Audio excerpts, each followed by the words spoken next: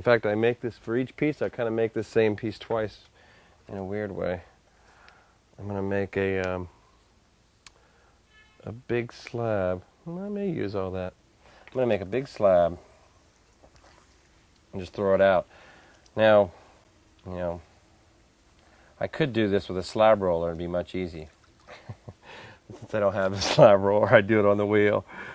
I don't mind it because it also allows me to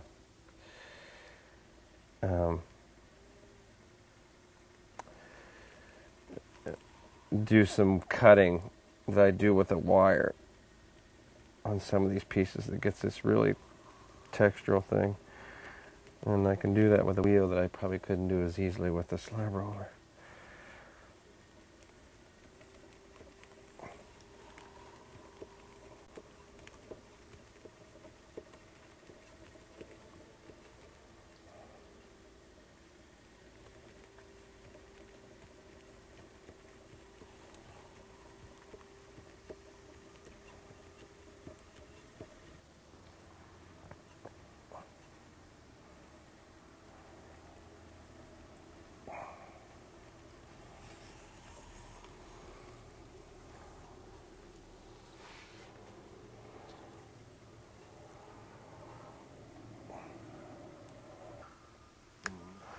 It's always interesting because everybody throws differently.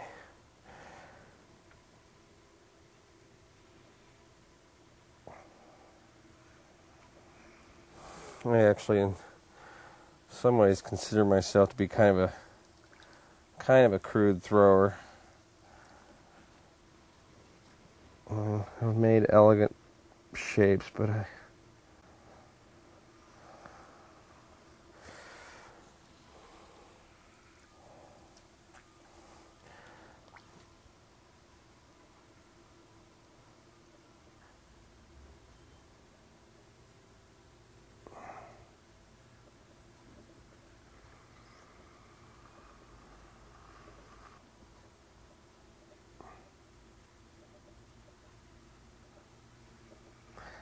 so like I said, this could probably be done on a slab roller. I just as much as anything choose to do it on the wheel. Because I don't have a slab roller. I could probably roll it out with a rolling pin, but I mean, there may be something that I guess I enjoy about. I mean, this is just like throwing a vessel to me. I mean, I'm kind of just making a wall that goes all the way out. Another air bubble.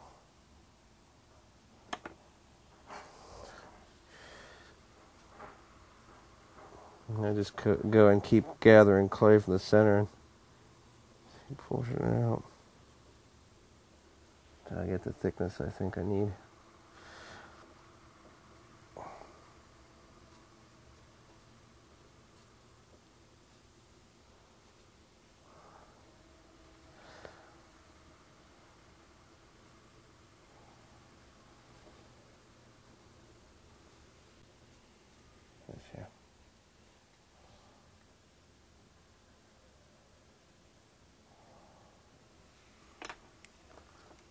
Take and clean it up and compress it a little bit.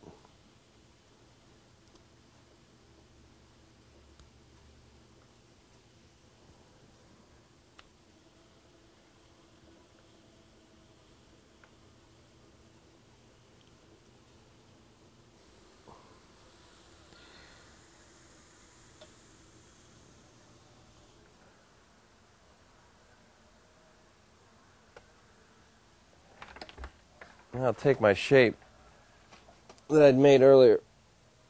I guess it's kind of like my jig.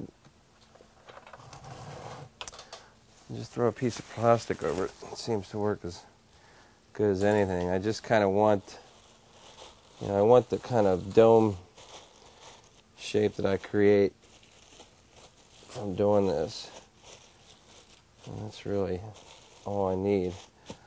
I'm not worried about any of the creases or whatever in it at this point. I'll take and cut my piece off. Make sure it's not too thick. Looks kind of thick.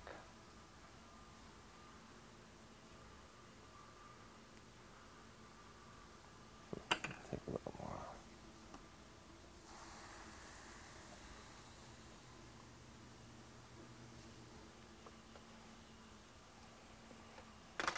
Okay.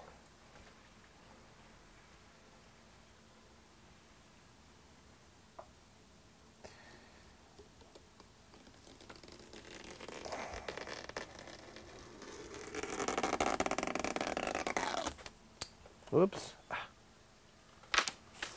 That's okay.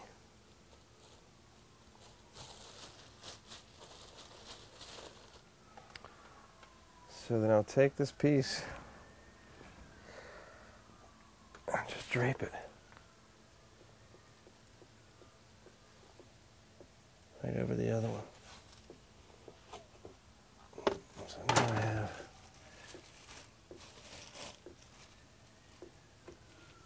that's kind of the beginnings of it. Actually, and I'm going to let it kind of fall down into the. I'm going to cut a little bit of it off first. Take some of that weight off.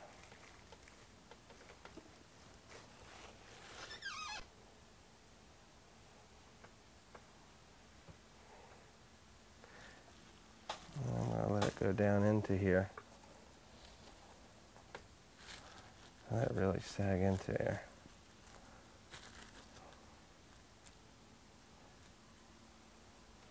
I'm going to cut more off here too. One point. But just of course at this point it's just the gravity of the weight of the piece that makes it fall down in. But it's just what I want. It makes a nice kind of smooth pillow like shape. Take this extra off here.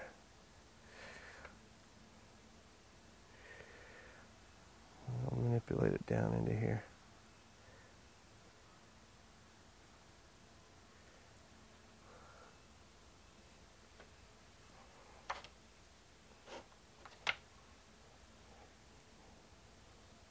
Okay, good. So this ends up being, everything that we see here ends up being the bottom. It ends up getting, if you want to call it, kind of getting buried in the piece, and you end up not seeing any of this. Which in a weird way is often the case with my work. As I'm making it, it always seems upside down, or it's not till the end that actually you see it the way you're supposed to see it, and how that came about. That's the way it is. It's like I'm just making a hollow gem. Somebody described these already as being like a piece of chocolate candy when they're turned over. It's kind of nice.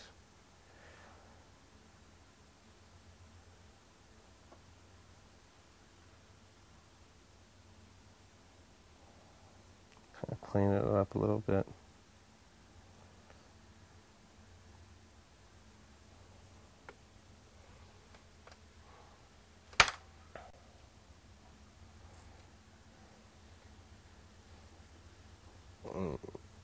And I'll start drying it. It's stiff enough to turn back over.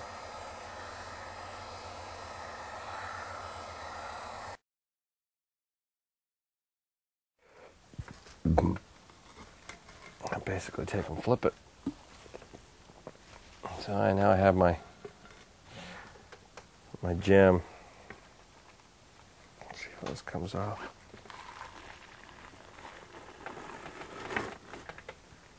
Beauty. I guess if I wanted to do multiples, obviously I could use this over and over again, but it's not been a thing yet. So I'll just kind of keep this as is and let it dry to the point to where I can use it in part of the jewelry, part of the piece, and I'll clean it up more so too. It's a little rough, but it's good. Okay. Okay. So I'm going to throw my